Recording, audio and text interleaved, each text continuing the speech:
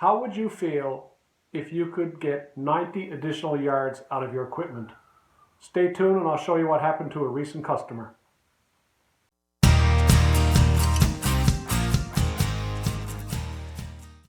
everybody, it's Paul, and I wanted to go through some data from a fitting that I did over the last few days with someone.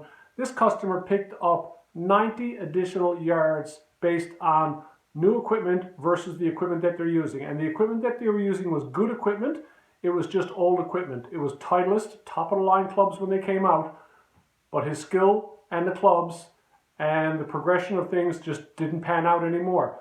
So once again, we've got 60 yards on a driver and 30 yards on a set of irons. 90 total yards. What would you do with 90? Stay tuned and I'll show you where it came from. Thanks. So let's take a look at the irons and find out where that 30 yards came from in the irons. So the first thing we want to do is focus on the column immediately to the right of the red column, club head speed.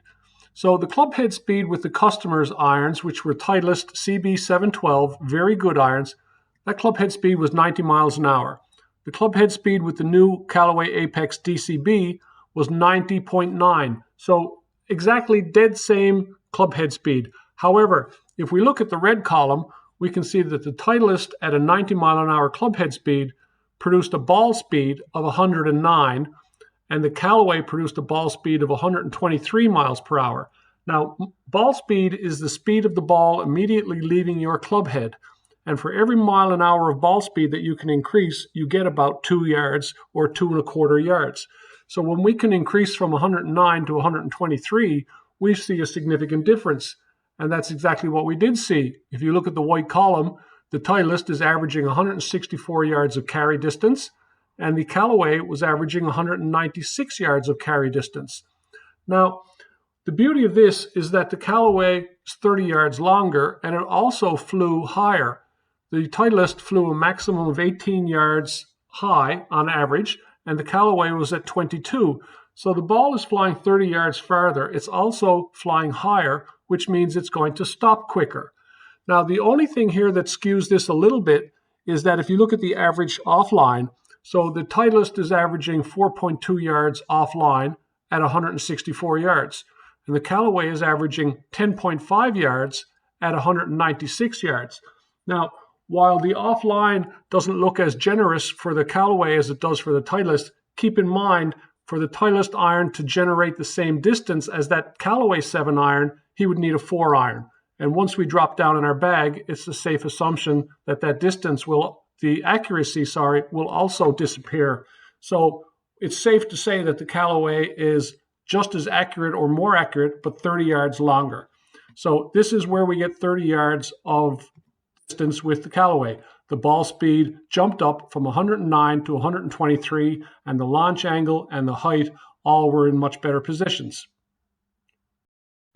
So now we look at the driver. So the main thing with the driver is that we increased ball speed tremendously. We increased distance tremendously by 60 yards. We lowered the overall height. We cut the dispersion down from 36 yards offline to 10 yards offline, and we lowered the landing angle by 10 degrees, which means the ball is coming in shallower, running farther when it hits. Also, it's not ballooning up in the air. We had a peak height with the Titleist of 51 yards high and a peak height of 38 yards high with the Callaway. So how did we do this? Well, the advancements of over 10 years plays a big part of it, but the main thing is that the Titleist driver was not set up to be very user-friendly for this customer's swing, and he was playing a regular flex shaft at a high club speed, and a regular flex shaft at a high club speed is going to produce a very high hook for a ball. It's going to close up and snap shut during your swing, and that's what he was seeing. His balls were going out of play left, significantly out of play, 30 yards, 36 yards on an average. And when we put down the proper shaft in the Callaway, we worked through a number of different models and a number of different weights and torques and flexes until we found the one that just delivered his club head back the exact same way all the time. And now he hit a almost straight shot at 290 yards out.